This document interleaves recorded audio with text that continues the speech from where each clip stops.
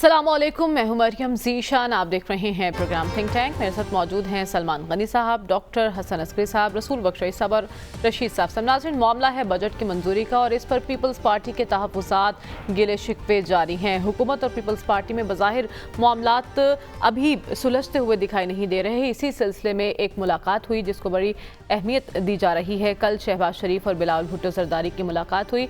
इस मुलाकात में बिलावल भुट्टो ने शहबाज शरीफ से गिले शिकवे किए, अपने तहफ़्फ़ुज़ात उनके हमरा रखे और इसके साथ साथ पंजाब में स्पेस ना मिलने का गिला भी किया। अब मामलात सुपुर्द कर दिए गए हैं कमेटियों के हवाले। वज़ीर-ए-आज़म शहबाज शरीफ ने अग्री किया कि आपके कुछ हद तक मसाइल दुरुस्त भी हैं और इनके हल के लिए हम कोशा हैं। कमेटियाँ बना दी गई हैं। आज पीपल्स पार्टी और दूसरी जानिब हुकूमत की कमेटियों के दरमियान मुलाकात भी हुई है, लेकिन ये मुलाकातें कितनी नतीजा खेज़ रहीं, क्या तहफ़्फ़ुज़ात दूर हो सके और क्या बजट की मंजूरी आसानी से हो जाएगी, हुकूमत के लिए कोई ख़तरे वाली बात तो नहीं है? ये वो सवालात हैं जिनका जवाब तलाश करने की आज हम कोशिश करेंगे। सलमान साहब, बज़ाहिर यूँ लग रहा है कि MQM वाली सीट पीपल्स पार्टी ने संभाल ली है। अब ये वाकई तहफ़्फ़ुज़ात हैं या फिर इसको पीपल्स पार्टी की ब्लैक मेलिंग कहा जाए, या फिर आपको लगता है पीपल्स पार्टी राइट पर है और उसके मामलात सही हैं? देखिए, मैं ये तो नहीं कहता कि पीपल्स पार्टी कोई ब्लैकमेल कर रही है। मैंने, अगर आपको याद हो, कि गुज़िश्ता हफ्ते यहाँ पर कहा था कि एक बड़ी इत्तेहादी के तौर पे जब आप बजट को फाइनल शेप दे रहे थे तो आपको अपनी बड़ी इत्तेहादी जमात को एतमाद में लेना चाहिए था और जो चीज़ें इनके दरमियान तय थी उस पर अमल दरामद होना चाहिए था।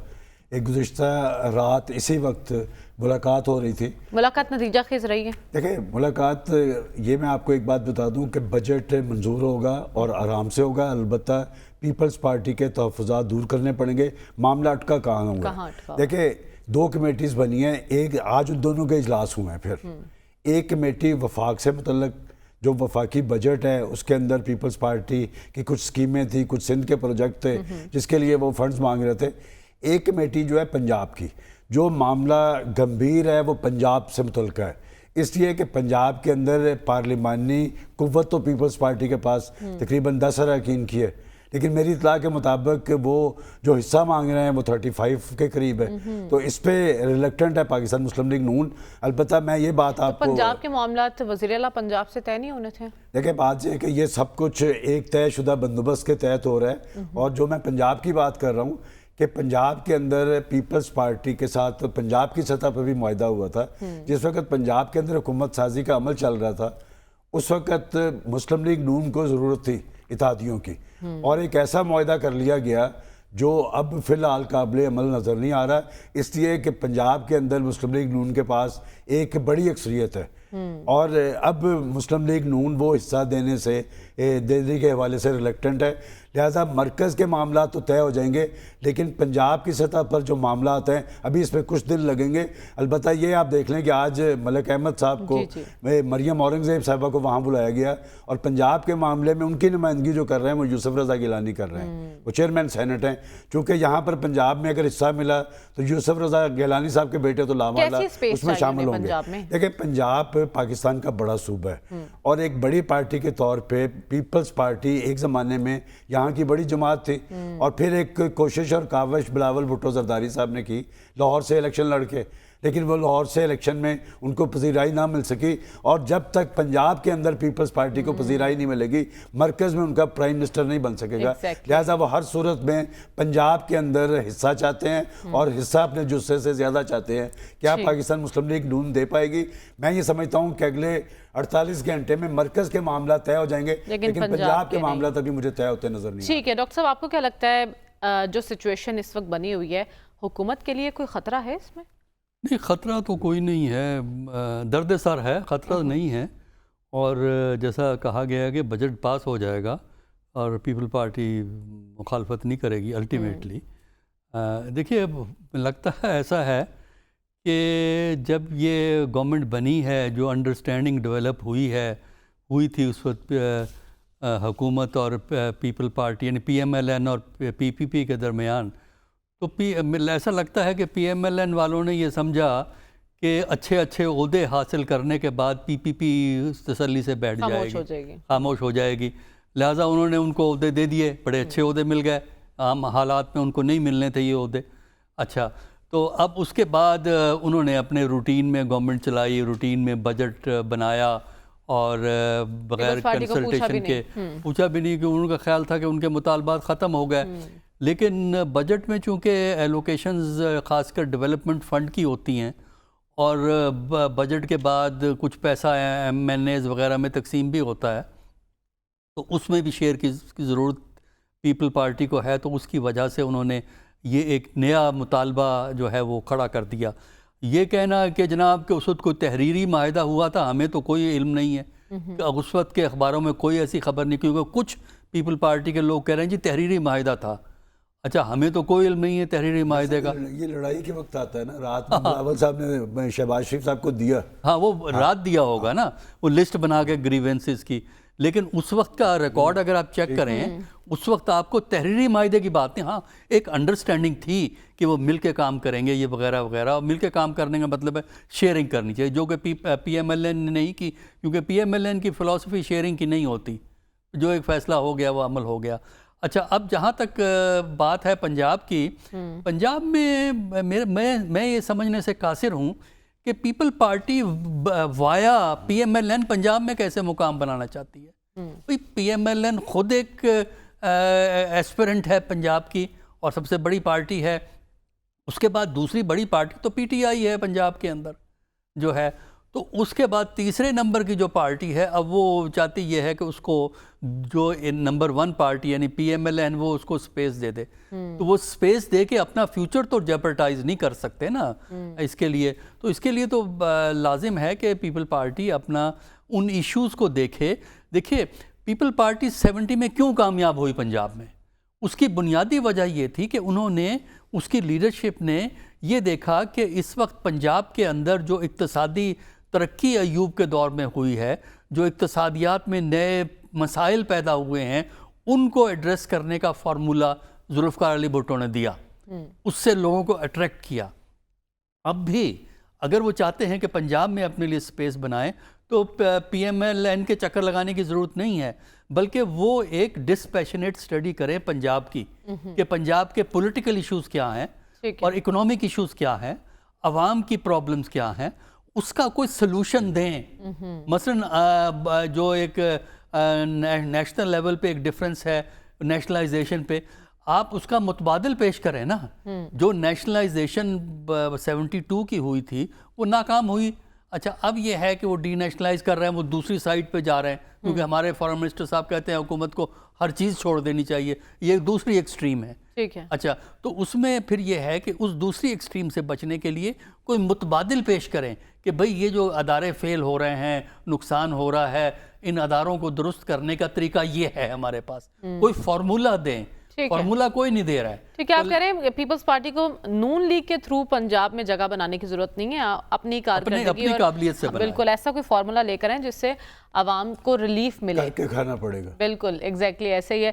رسول بخش صاحب، کیا چاہتی کیا ہے پیپلز پارٹی، اور آپ کو لگتا ہے جو مطالبات پیپلز پارٹی کر رہی ہے وہ درست مطالبات ہیں؟ میرا خیال یہ ہے کہ پیپلز پارٹی کی قیادت یہ سمجھتی ہے کہ مسلم لیگ نون کو ان کی ضرورت ہے، اس کے بغیر حکومت کی بقا نہیں ہے. لیکن وہ یہ بات نہیں سمجھ رہے کہ ان کی بقا کا انحصار بھی مسلم لیگ نون کی بقا کے اوپر ہے، کیونکہ ان کا جو مشترکہ اس وقت ایک مصلحت اندیزی کے ساتھ جو ایک معاہدہ ہوا، اتحاد ہوا، وہ یہ ہے کہ ایک بہت بڑے سیاسی خطرے سے بچنے کے لیے وہ دونوں اکٹھے ہوئے ہیں. کوئی نظریات نہیں تھے، بلکہ ان کا ایک مفاد تھا، اور وہ اس میں تھا کہ کس طریقے سے ایک متبادل حکومت وہ پیش کر سکتے ہیں اس سیاسی جماعت سے جس سے کہ انہوں نے یہ اقتدار لیا تھا 2 سال پہلے. تو یہ ضرورت تو باہمی ہے. دوسرا یہ ہے کہ جو پاکستان پیپلز پارٹی ہے وہ میرا خیال ہے کہ اس کرٹیکل اوکیزن پہ وہ زیادہ سے زیادہ ذاتی اور پارٹی مفاد حاصل کرنا چاہتی ہے. وہ کیا ہے کہ ہمارے ایم این ایز کو پیسے دو. یہ ایک بہت بڑا مسئلہ پیدا ہوا ہے 1985 کے الیکشن کے بعد کہ جی ایم این ایز کو گرانٹ دیں، وہ ڈیولپمنٹ کریں گے. یہ پاکستان میں ناکام ہو چکا ہے. کوئی ڈیولپمنٹ پروجیکٹ آج تک دکھاتے ہیں جن کے اوپر سینکڑوں ارب روپے لگ چکے ہیں. یہ تو مسئلہ سپریم کورٹ میں کسی شہری کو لے جانا چاہیے کہ یہ کیسے ہو سکتا ہے. یہ تو ریاست کا کام ہے. ریاست کے اداروں کا کام ہے۔ دوسری بات وہ یہ چاہتے ہیں کہ ایسے ہمیں پروجیکٹس دیں کہ جو ہماری مرضی کے ہوں۔ یہ جو قومی کمیشن ہے پلاننگ کا، یہ کس کے لیے ہے؟ ٹھیک ہے، تو اگر آپ نے پلاننگ کرنی ہے تو جو سندھ کو جو ذرائع مل رہے ہیں، اس سے وسائل مل رہے ہیں، اس سے فائدہ حاصل کریں۔ میرا خیال ہے کہ ان کے مطالبات جائز نہیں ہیں۔ آپ کو ایسا لگتا ہے ان کے مطالبات جائز نہیں ہے، لیکن رکاوٹ تو کھڑی کر سکتی ہے پیپلز پارٹی، اتنی تو پاور ہے پیپلز پارٹی کے پاس، تو بظاہر آپ کو لگتا ہے بجٹ پاس ہو جائے گا اور حکومت کے لیے کوئی مشکل نہیں ہوگی؟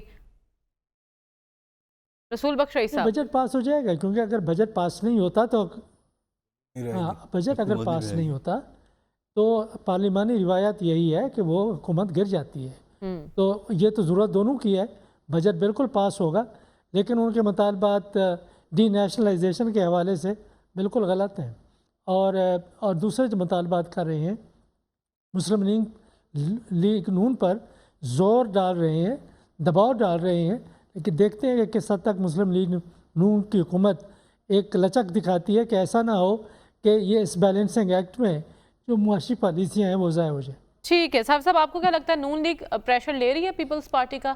معاملات تو خوش اسلوبی سے حل ہو سکتے ہیں یا پھر کہیں پر آپ کو لگ رہا ہے کہ ڈیڈ لاک ہو سکتا ہے؟ صافی صاحب، مریم، مجھے نہیں لگتا کہ ڈیڈ لاک کہیں پہ ہو سکتا ہے، کیونکہ پیپلز پارٹی اور مسلم لیگ نون کے بیچ میں جو اتحاد ہے وہ دونوں کی ضرورت ہے، اور جب تک پاکستان تحریک انصاف کی سیاسی مقبولیت اور عمران خان صاحب جیل میں ہوں گے اور وہ ایک اہم سیاسی قوت کے طور پہ موجود رہیں گے، تو پیپلز پارٹی اور مسلم لیگ نون کا اتحاد نہیں ٹوٹ سکتا۔ کیونکہ اگر ایسا ہوگا، اگر بالفرض جو آپ کا سوال تھا کہ اگر منی بل پاس نہیں ہوتا پارلیمان سے، تو اس صورت پہ تو ظاہر حکومت اپاہج ہو کے ختم ہو جائے گی، اور اس صورت میں تو فائدہ پھر پیپلز پارٹی کو وفاق میں کم از کم نہیں مل سکتا۔ وہ تو پی ٹی آئی جو ہے آپ سے ساری چیزیں واپس لے لے گی۔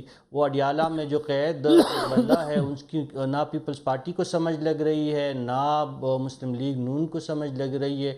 ان کی مقبولیت برقرار ہے، وہ دن بدن اس کی جو ہے استقامت اور ان کی جو جس طریقے سے وہ جیل کاٹ رہے ہیں، ان کی سیاست سے لاکھ آپ اختلاف کر سکتے ہیں، لیکن انہوں نے اپنے پارٹی کو انٹیکٹ رکھا ہے، اپنی مقبولیت کو برقرار رکھا ہے۔ آج جو انہوں نے بات کی ہے کہ جس طریقے سے وہ باتیں بھی غلط ثابت ہو رہی ہے، جس طریقے سے ان کی جیل کی جو آسائش ہے ہمارے سامنے آئی ہے، اور اس گرمی میں جو بار بار ان کے عقوبت خانے کا یا سیل کا جو پنکھا بند کیا جاتا ہے، لیکن اس وقت ہم بات کر رہے ہیں پیپلز پارٹی اور نون لیگ کے۔ صاحب آپ کا یہ ماننا ہے کہ ان دونوں کا مفاد ایک دوسرے کے ساتھ رہنے میں ہے، دونوں سیاسی جماعتوں کا؟ اگر ان لوگوں کو بھی اس بات کا ادراک ہے تو پھر یہ بیان بازی کیوں چل رہی ہے دونوں پارٹیوں کے رہنماؤں کے درمیان؟ پیپلز پارٹی کا یہ ماننا ہے کہ مسلم لیگ کا جو اقتدار ہے وہ پیپلز پارٹی کی مرہون منت ہے۔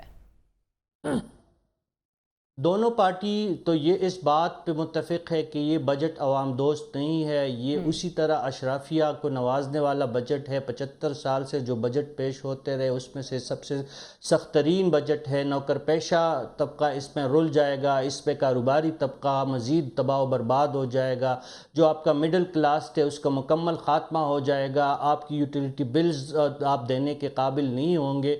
تو یہ دونوں سیاسی جماعتیں اس بات پہ بالکل ان کو یہ بات روزے روشن کی طرح ان کے سامنے آیا ہے کہ بجٹ تو انہوں نے ٹھیک نہیں پیش کیا ہے، جس کا انڈائریکٹلی جس جماعت کا میں ذکر کر رہا ہوں اس جماعت کو فائدہ سیاسی پہنچ رہا ہے، اور ان کو یہی ڈر ہے کہ اگر ہم زیادہ ایک حد کو کراس کریں گے تو وہ جماعت جو ہے دوبارہ یہاں پہ اسلام آباد پہنچ جائے گی، اور ان کو اس دفعہ روکنے والا کوئی نہیں ہے، کوئی فارم 45 اور 47 کے ذریعے آپ ان کو نہیں روک پائیں گے۔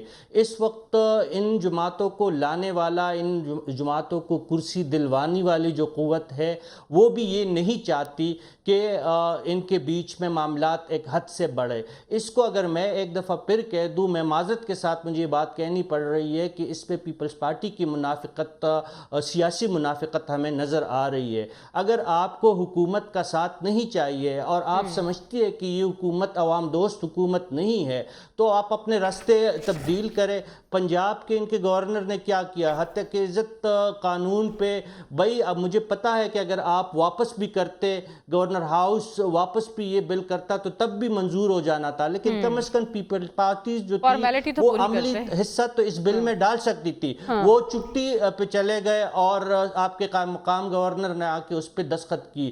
اسی طرح پیپلز پارٹی کے رہنما بلاول بھٹو صاحب اس دن کراچی چلے جائیں گے اور ان کا پارلیمانی جماعت جو ہے وہ منظور ہے کے نعرے کے ساتھ بجٹ کو منظور کر لیں گے. اور معاملات وہی ہے کہ سندھ کا حصہ بڑھایا جائے، پی ایس ڈی پی میں سندھ کو حصہ دیا جائے، جو آپ کا این ایف سی ہے اس میں سندھ کا جو زیادہ سے زیادہ حصہ بنتا ہے وہ فراہم کیا جائے، اور ڈیولپمنٹ فنڈز ہمارے ایم این ایس کو دیے جائے. بات اس سے آگے کچھ نہیں ہے. لیکن دوسری طرف ان جماعتوں کے دل میں جو ڈر اور خوف بیٹھا ہوا ہے، لیکن وہ آپ کو عمران لگتا ہے خان کہ کا بات اتنی اس آسانی سے وجہ حل ہو جائے گی؟ میں جیسا کہ کہا گیا، ابھی سلمان غنی صاحب نے کہا کہ مرکز کے معاملات تو حل ہو جائیں گے، لیکن پنجاب میں لگتا ہے کہ معاملہ اتنی آسانی سے حل نہیں ہوگا.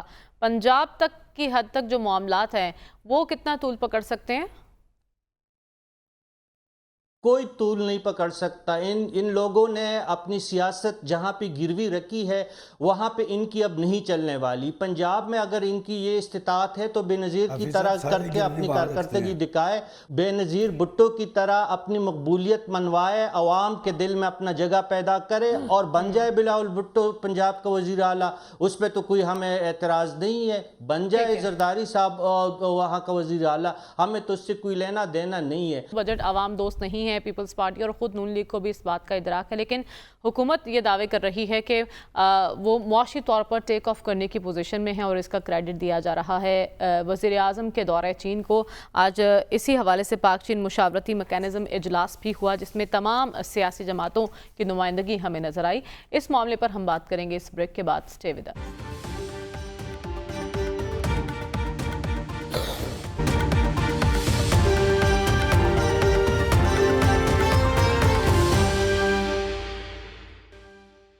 ویلکم بیک ناظرین. آج اسلام آباد میں پاک چین مشاورتی میکانزم اجلاس ہوا. اس اجلاس میں چینی وفد تو موجود تھا ہی، لیکن اس کے ساتھ ساتھ پاکستان کی تمام سیاسی جماعتوں کی قیادت بھی ہمیں یہاں پر نظر آئی، ان کی نمائندگی نظر آئی. مولانا جو حکومت سے روٹھے تھے وہ بھی یہاں پر موجود تھے، اور اس کے ساتھ ساتھ پاکستان تحریک انصاف کی طرف سے علی ظفر بھی ہمیں یہاں پر بیٹھے ہوئے نظر آئے، جو کہ بہت اچھی بات ہے. لیکن سوال یہ پیدا ہوتا ہے کہ اس اجلاس کی اتنی اہمیت کیوں تھی اور اس اجلاس میں تمام سیاسی قیادتوں کو بلانے کی ضرورت کیوں پیش آئی؟ اسی کا جواب ہم تلاش کرتے ہیں. سلمان صاحب، کیا وجہ بنی، سب کو بلانے کی ضرورت کیوں پیش آئی؟ چین کا وفد ہے اور ان کے بڑے امپورٹنٹ کانگریس کے سینئر رکن جو بین الاقوامی ان کے شعبہ کے وزیر ہیں وہ آئے ہیں، اور چین کو دکھانا یہ مقصود تھا کہ پاکستان کے اندر سی پیک کے یا پاک چین تعلقات اور معاہدات کے حوالے سے کوئی دو آراء نہیں ہے. اسی لیے میں سمجھتا ہوں ایک بڑی سیاسی پیش رفت ہے، اور کم از کم قومی مفادات اور قومی منصوبوں پر سیاست نہیں ہونی چاہیے. یہ ایک المیہ پاکستان کی سیاست میں کہ ایک دوسرے کو گرانے کے لیے، ہٹانے کے لیے یہ تمام تر حدیں پھلانگی جاتی ہیں، اور یہ رجحان کیسے عام ہوا یہ میرے خیال ایک تلخ حقیقت ہے. لیکن میں سمجھتا ہوں کہ پاکستان کے پرائم منسٹر کا جو چین کا وزٹ تھا یہ ہر حوالے سے غیر معمولی تھا. یہاں تک کہ وہاں کے چین کے پریزیڈنٹ نے انہیں اپنے آبائی شہر کا دورہ کرنے کی دعوت بھی دی، اور سب لوگوں نے اس کی تعریف کی ہے. لیکن بنیادی سوال ہے کہ ان کے اس وزٹ کو ٹارگٹ کس نے کیا؟ پچھلے 3-4 روز پہلے ایک آرٹیکل لکھوایا گیا، اس آرٹیکل کی پذیرائی سوشل میڈیا پہ ہوئی ہے. لیکن میں ہمیشہ سے ایک بات کہتا ہوں کہ جس طرح پاکستان ایٹمی طاقت بنا ہے، اسی طرح سی پیک پر اس کی اسپرٹ کے مطابق عمل درآمد کے ذریعے پاکستان معاشی حوالے سے خود انحصاری کی منزل پہ پہنچ سکتا ہے، اور چین آپ کے ساتھ کھڑا ہے، ہر برے وقت میں ساتھ کھڑا ہے. لیکن وزیر اعظم کے چائنا وزٹ کو تحریک انصاف بڑی تنقید کر رہی تھی اس معاملے پر، تو علی ظفر صاحب کیسے پہنچ گئے یہاں پر؟ علی ظفر صاحب آخر کسی نے تو بھجوایا ہوگا نا، کسی نے تو میسج دینا مقصود تھا کہ چین کے اس وفد کو کہ پاکستان کی پولیٹیکل فورسز اکٹھی ہیں. آپ نے نام لے دیا تو پھر میں یہ معاملہ کھولتا ہوں کہ ہمارا بڑا سیاسی المیہ یہ ہے کہ ایک دوسرے کی مخالفت میں ہم حدیں کراس کرتے ہیں کہ یہ اسی پارٹی کی آپ نے بات کر دی ہے جس نے اس سے پہلے IMF کو لیٹر بھی لکھا تھا، جس نے اپنے صوبائی وزراء خزانہ کو لیٹر لکھنے کے لیے بھی کہا تھا. تو میرا خیال ہے اگر جنہوں نے پاکستان میں سیاست کرنی ہے وہ اپنی سیاست کو پاکستان کے مفادات کے ساتھ منسلک رکھیں گے تو پاکستان کے اندر انہیں پذیرائی ملے گی. میرے دوست صافی صاحب بار بار ان کی مقبولیت کی بات کر رہے ہیں کہ ان کی سیاسی اہمیت اور حیثیت کی بات کر رہے ہیں. دیکھیں بات یہ اس کے پیمانے ہم نہیں طے کر سکتے، یہ پیمانے الیکشن میں ہی طے ہوتے ہیں، اور الیکشن میں کس طرح طے ہوتے ہیں وہ سب کو معلوم ہے. بات یہ کہ جس نے پاکستان کے اندر سیاست کرنی ہے انہیں پاکستان کے مفادات اور پاکستان کے قومی منصوبوں کو اس طرح ٹارگٹ کرنے کا کوئی جواز نہیں. لیکن ایک بات میں ضرور کہوں گا کہ آپ نے تو نام لیا تحریک انصاف کا، میں اب بھی سمجھتا ہوں کہ شاید یہ تحریک انصاف نہ ہو، یہ ایک خاص مائنڈ سیٹ ہے، ہمارا دشمن ہے جس کو یہ پتہ ہے. دیکھیں آپ جب سوشل میڈیا کی بات کرتے ہیں آخر کروڑوں جو لوگ لگا رہے ہیں اس پہ وہ کس لیے لگا رہے ہیں؟ ان کو یہ پتہ ہے کہ پاکستان اگر سی پیک پر اس کی اسپرٹ کے مطابق عمل درآمد ہو گیا تو وہ بڑا ملک انڈیا ضرور ہے لیکن پاکستان کی علاقائی اہمیت اور حیثیت بڑھے گی. اور سب سے اہم بات یہ ہے کہ آپ چین کے بارے میں کہہ رہے ہیں، چین نے تو دورے سے پہلے جس طرح پاکستانی پرائم منسٹر کی پذیرائی کی اور وہ اپنا ایک مقدس پہاڑ تھا پاکستان کے ساتھ تعلقات کو اس مقدس پہاڑ سے تشبیہ دی تھی. میں سمجھتا ہوں کہ آج بھی ایک بات بڑی امپورٹنٹ ہے جو چین کے وزیر نے کہی ہے، اس نے کہ سیاسی استحکام پر زور دیا، اس نے سیکورٹی معاملات کی بات کی ہے. دخل کرنے کے کام یہ ہیں بجائے آپس میں ایک دوسرے کے ساتھ الجھنے کے. اگر پاکستان نے معاشی حوالے سے آگے کی طرف جانا ہے تو یکسوئی بھی اختیار کرنی پڑے گی، سنجیدگی بھی اختیار کرنی پڑے گی، اور سیکورٹی معاملات بڑے ٹچی ہیں، ان کے ساتھ بھی انہیں آزما ہونا. اسی پوائنٹ کو میں آگے لے کر چلوں گی. ڈاکٹر صاحب آج چینی وزیر نے گفتگو کرتے ہوئے صرف اس بات پر زور دیا کہ ترقی کے لیے اندرونی استحکام بہت ضروری ہے اور اداروں اور سیاسی جماعتوں کو مل کر چلنا ہوگا. اس پیغام کو کس طرح سے لے رہے ہیں ہم؟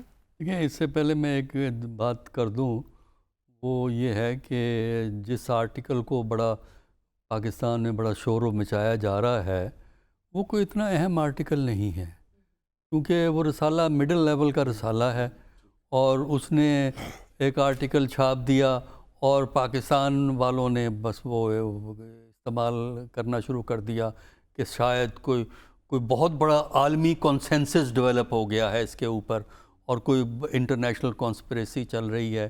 اس قسم کے آرٹیکلز کو توجہ دینے کی ضرورت ہی نہیں ہوتی، خود آپ ان آرٹیکلز میں پھنستے ہیں، پریشان ہوتے ہیں. دیکھیے جہاں تک سی پیک کا تعلق ہے وہی ہے نا کہ ہر بات ہم فیوچر اکانومی کی ہر بات ہم فیوچر ٹینس میں کرتے ہیں، یہ ہوگا. پاکستان کو اس وقت یہ چاہیے، اور اسی طرف آپ نے جو ریفرنس دیا ہے ان کے وزیر کا اسی طرف یہ اشارہ ہے. پاکستان کو یہ اتنی پرواہ نہیں کرنی چاہیے کہ ہندوستان کیا کہتا ہے، امریکہ کیا کہتا ہے سی پیک کے بارے میں. سی پیک سے رزلٹ پروڈیوس کرے نا. دیکھیں نا اب ہمارے ہاں میٹنگیں ہو رہی ہیں، پرائم منسٹر گئے، بڑا سکسیسفل دورہ تھا چائنا کا ان کا جس کی ضرورت تھی اس وقت. اب ان کا ایک چائنیز وزٹ ہو رہا ہے اور جس میں تمام پارٹیز نے شرکت کی ہے، جو بہت اچھی بات ہے. تمام یہ دکھانا چاہتا تھا پاکستان کہ تمام سیاسی جماعتیں اس کو انڈورس کرتی ہیں اس پروجیکٹ کو. تو جب پاکستان کے اندر آپ کو مکمل سپورٹ حاصل ہے، چین آپ کو مکمل سپورٹ دینے کو تیار ہے، تو کیا وجہ ہے کہ ہماری اس میں آؤٹ پٹ کم ہے؟ دیکھیں نا یوں پروپیگنڈے کے لیے بیان دینا اور ہے، مجھے حقیقتیں پیش کریں نا کہ آپ نے کیا کیا کام اس میں ایکچولی اچیو کیا ہے. مثلا آپ کے ہاں الیکٹریسٹی کے بہت سے پروجیکٹس ہیں، کتنے سی پیک کے تحت پروجیکٹس کمپلیٹ ہوئے ہیں اس کے، یہ ہمیں ذرا تھوڑی سی تفصیل بتا دیں. اور کتنی آؤٹ پٹ جو الیکٹریسٹی کی سی پیک کی وجہ سے بڑی ہے. اچھا پھر ایک اسپیشل اکنامک زونز بننے ہیں پاکستان میں، کب سے سن رہے ہیں؟ ہمیں نہیں پتا کہ سی پیک کے تحت اکنامک زون بنے.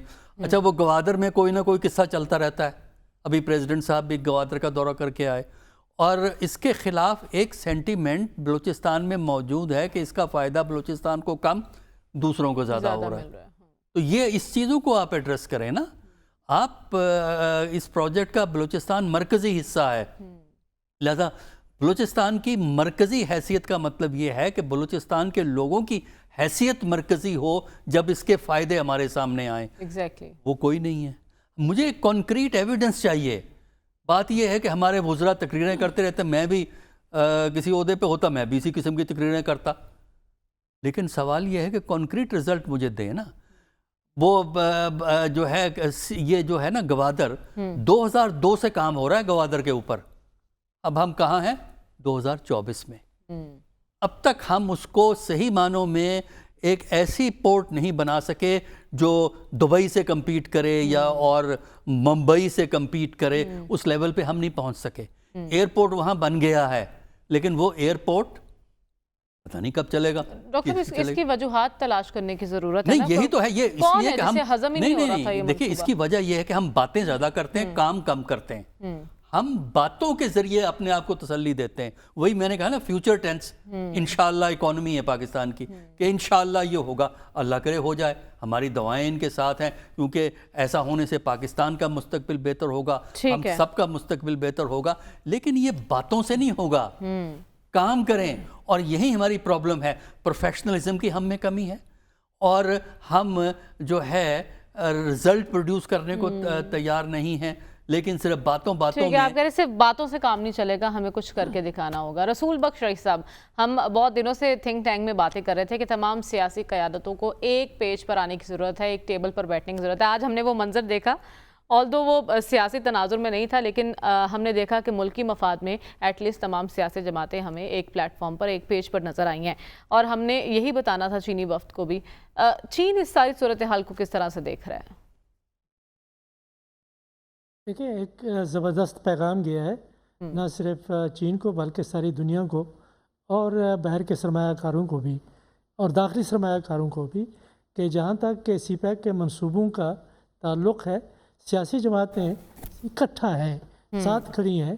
ان میں ذاتی اختلافات ہو سکتے ہیں, ان میں اپنے سیاسی اختلافات بھی ہو سکتے ہیں, لیکن سی پیک کے معاملات پر کوئی اختلاف نہیں ہے.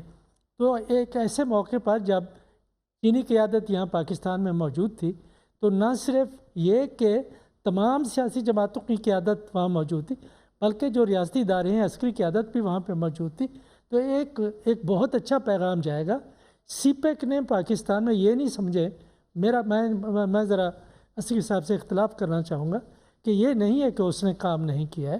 سی پیک کے منصوبے آپ دیکھیں, جو آپ کی رسل و وسائل کے ذرائع ہیں, خصوصی طور پہ جو موٹر ویز ہیں, آپ کے جو بجلی گھر ہیں, بے پناہ انہوں نے پاکستان میں ترقی کی راہیں کھولی ہیں.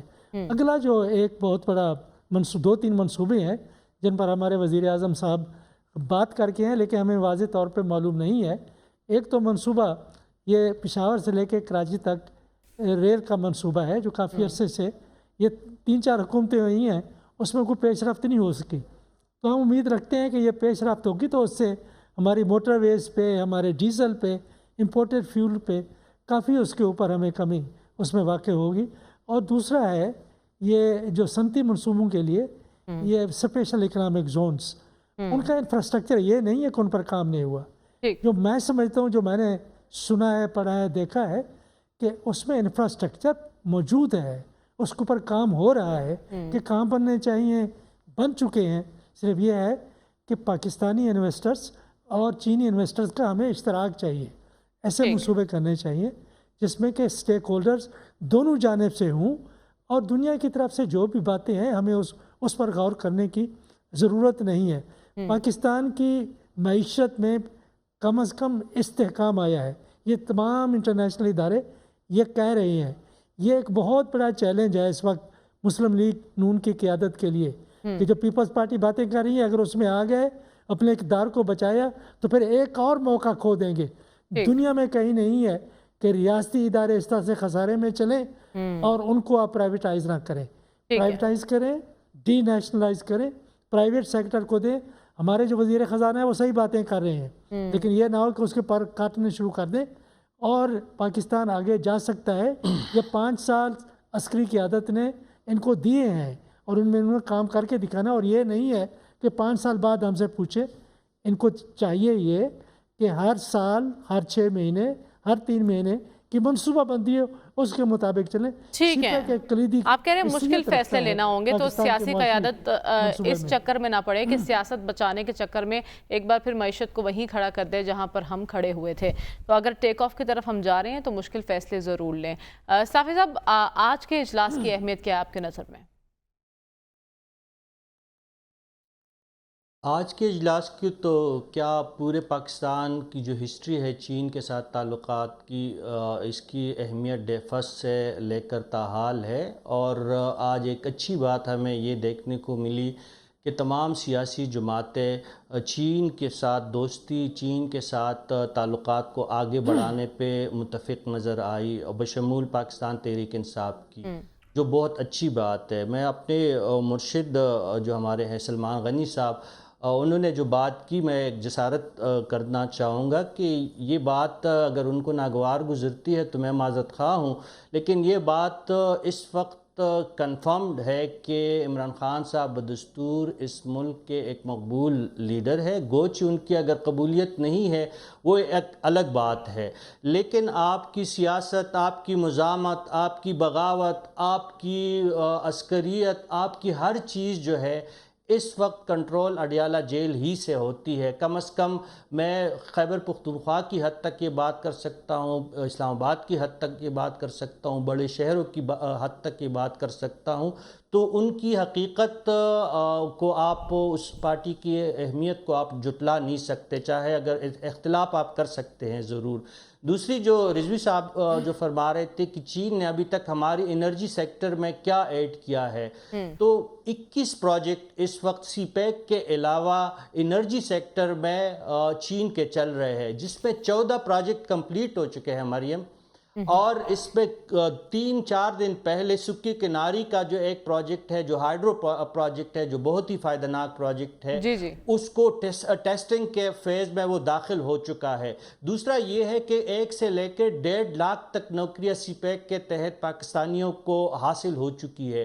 3 اکنامک زونز آپ کے ایکٹیو ہو چکے ہیں، رشکے اکنامک زون ہے، دابیجی ہے، اسلام آباد ہے، اور جو 6 اور اس سے ایکٹیو ہونے ہیں۔ دوسری بات جو ڈاکٹر رسول بخش رئیس صاحب نے کی، ML1 کا منصوبہ، وہ سی پیک کو ہم گیم چینجر کہتے ہیں، لیکن ML1 کا منصوبہ جو ہے وہ ریجن میں پورے گیم کو ہی الٹ دے گا اگر اس پہ کام شروع ہو جائے۔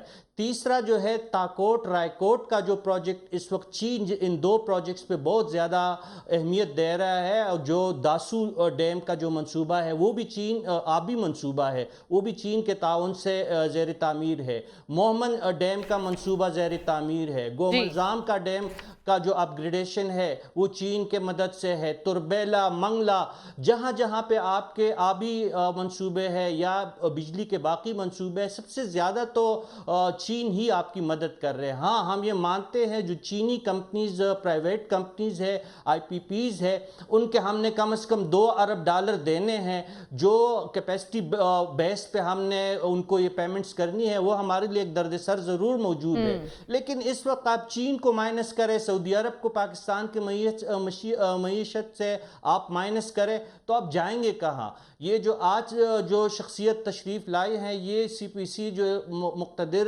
جماعت ہے چین کے، ان کی انتہائی اہم شخصیت ہے، اور یہاں پہ سوشل میڈیا پہ یہ پروپیگنڈا چل رہا تھا کہ پاکستان کی جو موسٹ فیورٹ نیشنز ہے اس کو ڈی گریڈ کیا گیا، ڈاؤن گریڈ کیا گیا۔ وہ آج وہ بتا رہے کہ پاکستان جو ہے آل ویدر ایک اسٹریٹجک پارٹنر ہے، وہ چینی مہمان بھی بتا رہے۔ تو یہ تمام پروپیگنڈا جو ہے پاکستان کی دشمن قوت ہے، IMF کے ایجنٹ، ورلڈ بینک کے ایجنٹ، ان کے پیرول پہ کام کرنے والے لوگ، آج انہی عناصر، دشمن عناصر کو منہ توڑ جواب دیا گیا ہے اس اجلاس کو بلا کر۔ ہمیں پروگرام میں آگے بڑھنا ہے اور بات کرنی ہے۔ سوات میں انتہائی دل خراش واقعہ پیش آیا ہے جس کی ہم سب مذمت کرتے ہیں۔ ایسے واقعات کی روک تھام کے لیے ہمیں کیا کرنا ہوگا، اس پر بات کریں گے اس بریک کے بعد۔ اسٹے ود اس۔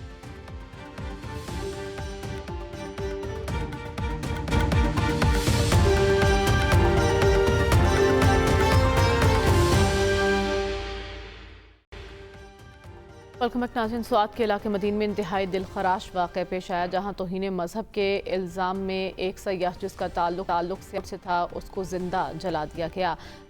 سب سے پہلے یہ واقعہ مقامی پولیس کو رپورٹ کیا گیا اور اس کے بعد پولیس حرکت میں آئی، اس شخص کو حراست میں لیا گیا، لیکن مشتعل ہجوم نے پولیس کی حراست سے اس شخص کو نکال کر زندہ چلا دیا۔ یہی نہیں، وہاں پر تھانے کو بھی نظر آتش کر دیا گیا۔ تو یہ کوئی پہلا واقعہ تو نہیں ہے جو رونما ہوا ہے۔ کیا وجہ ہے کہ ایسے واقعات کی تعداد بڑھتی جا رہی ہے اور اس کی روک تھام میں ہم ناکام نظر آ رہے ہیں؟ سلمان صاحب، سب سے پہلے تو ہمیں کرنا کیا ہوگا کہ ایسے واقعات رونما نہ ہوں؟ اشرا لاہور میں بھی بال بچے تھے ہم، ایسا واقعہ رونما ہوتے ہوتے بچ گیا تھا، پولیس نے بر وقت وہاں پر ایکشن لیا۔ یہاں ان علاقوں میں ایسا کیوں ہوتا ہے؟ دیکھیں، یہ پنجاب کے مختلف شہروں میں ایسے واقعات آپ ذرا ان کی تحقیقات اٹھا کے دیکھ لیں کہ بعد میں پتہ چلتا ہے کہ بعض جگہوں پہ ذاتی دشمنیاں تھیں اور سارے معاملات تھے، لیکن یہ واقعہ بہت افسوسناک ہے۔ ابھی ہم کچھ دیر پہلے سی پیک، اس کی نتیجہ خیزی کی، پاکستان کی معاشی ترقی کی، پاکستان کے ٹیک آف کرنے کی بات کر رہے تھے، تو یہ تو پاکستان کی بدنامی کا باعث ہے۔ اور بات یہ ہے کہ یہ انتہا پسندی، شدت پسندی، عدم برداشت بڑھ رہا ہے۔ کیوں بڑھ رہا ہے؟ اس لیے کہ لوگوں کا اپنی پولیس پہ، اپنے عدالتی نظام پر، اپنے انصاف کے اداروں پر اعتماد نہیں رہا، اور وہ قانون ہاتھ میں لیتے ہیں اور قانون ہاتھ میں لے کر اس طرح کے واقعات کرتے ہیں، جس سے نہ صرف پاکستان کی دنیا بھر میں بدنامی ہوتی ہے، ریاست کے آگے بھی بڑا سوالیہ نشان کھڑا ہوتا ہے۔ اس کا سدباب کیسے ہوگا؟